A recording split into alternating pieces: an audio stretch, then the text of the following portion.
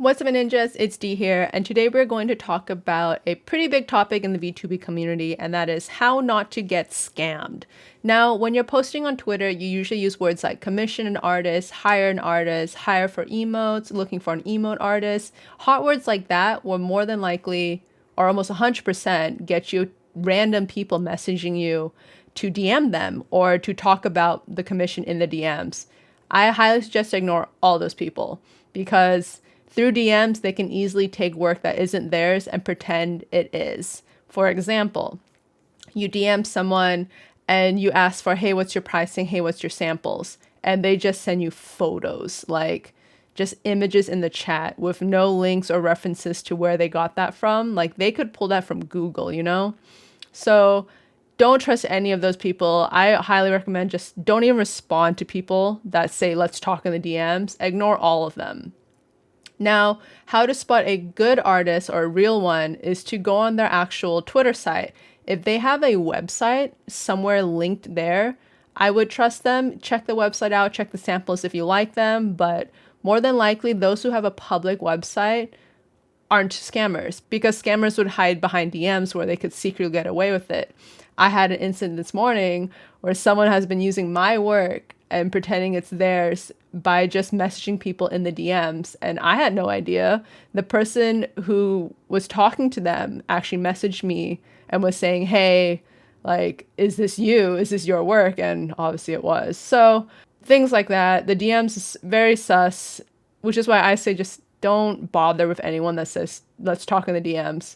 And these people will just like troll on Twitter looking for anyone asking for commissions, and they constantly just go, hey, DM me, hey, DM me, hey, let's talk in the DMs. Oh, your DMs are closed. Like, you know that they are purposely messaging people first and just trying to scam them.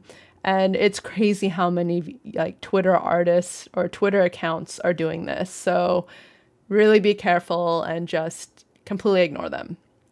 Now, how to spot a real artist. Like I said, if they have a website or some like Twitter post that is pinned to their Twitter feed and they have the pricing, the examples, any like things like that, those are good.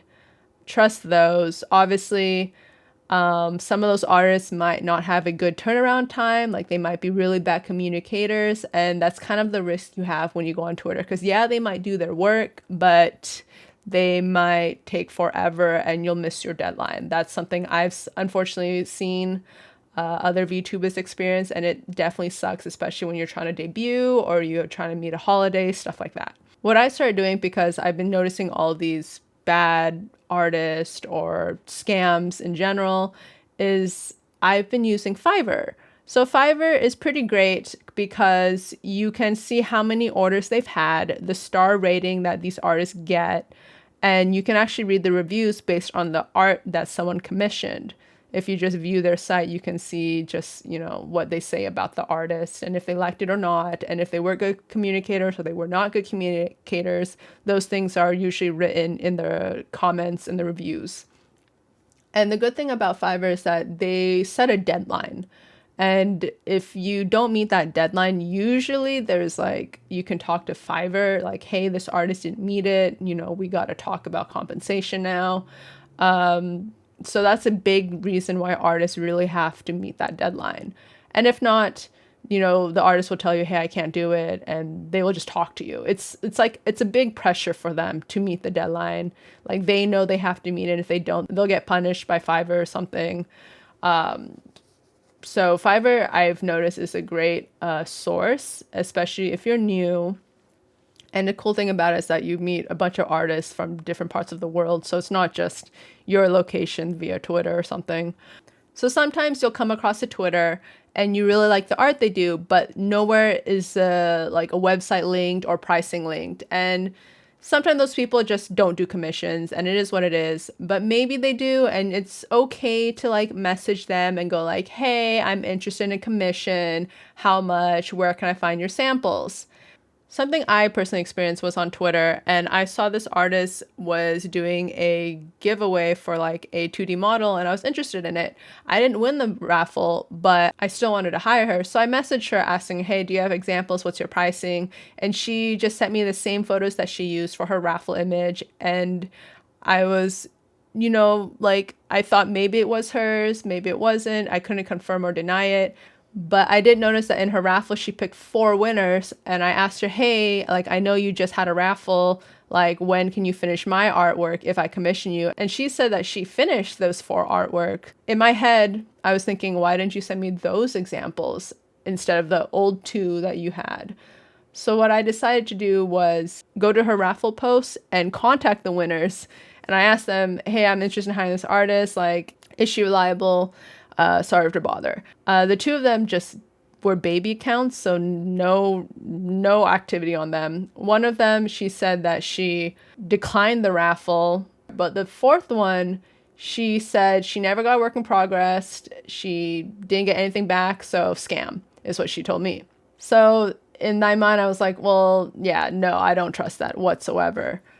So things like that, you just really have to be wary of before you send money. And like, yeah, PayPal goods and services does cover you if you never get your work back. However, if they run out the 3 months time, they can keep your money because you're no longer covered by goods and services. Like there is a time limit for that warranty basically.